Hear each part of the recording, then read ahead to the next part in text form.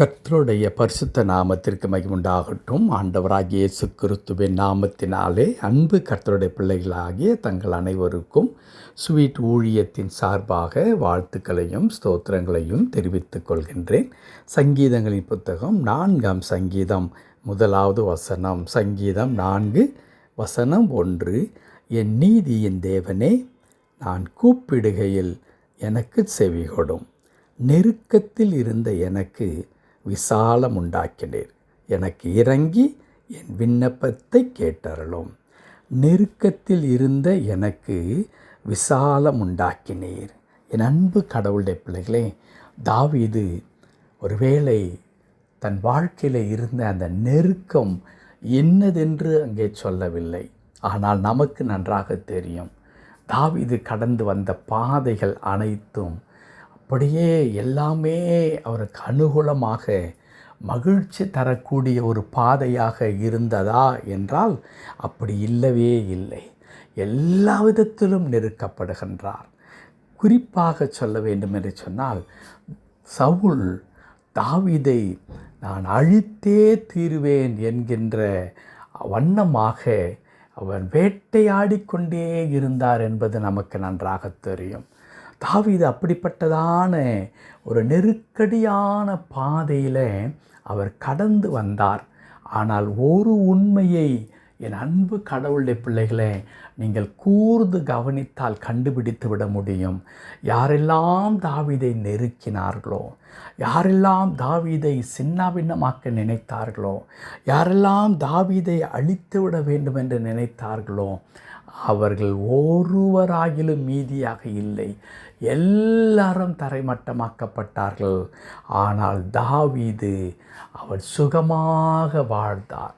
தாவீதுடைய இறுதி காலத்தை குறித்து வேதம் சொல்லும் பொழுது அவன் மிகவும் முதிர் வயதில், பரிபூரணமான ஒரு வயதில் அந்த மனிதன் மரித்தான் என்பது மாத்திரமல்ல, அவன் ஐஸ்வர்யவானாக, இன்னும் ஒரு மேன்மை நிறைந்த, மகிமை நிறைந்த ஒரு ராஜாவாக, ஒரு பரிபூர்ணமான ஒரு வாழ்க்கையை தாவீது வாழ்ந்தார் என்பதை குறித்து வேதம் சொல்லித் தருகிறது. அன்பு கடவுளுடைய பிள்ளைகளே, எப்படி நடந்தது அதை தான் தன்னுடைய இந்த சங்கீதத்திலே குறிப்பிடுகின்றார். நெருக்கத்தில் இருந்த எனக்கு விசாலம் உண்டாக்கினீர். அன்பு கடவுளுடைய பிள்ளைகளே, கடவுள்தான் நம்முடைய சூழ்நிலைகளை மாற்ற முடியும். நம்முடைய பாடுகளை, நம்முடைய துன்பங்களை, நம்முடைய கண்ணீரின் பாதையை, அல்லது நமக்கு விரோதமாக எழும்பி கிரியை செய்து கொண்டிருக்கிறதான சத்ருவினுடைய சதிகள் எல்லாவற்றையும் முறியடித்து நமக்கு ஒரு விசாலத்தை, ஒரு சமாதானமான ஒரு சூழலை, ஒரு மகிழ்ச்சியான ஒரு வாழ்க்கையை, ஆசீர்வாதத்தோடு கூட மனரம்பியமாய் வாழ்கிறதான ஒரு கிருபையை யார் கொடுக்க முடியும்? கடவுள்தான் கொடுக்க முடியும்.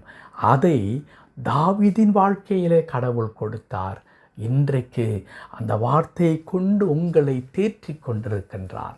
நெருக்கத்தில் இருக்கின்ற உங்களுக்கு கடவுள் ஒரு விசாலத்தை வைத்திருக்கின்றார்.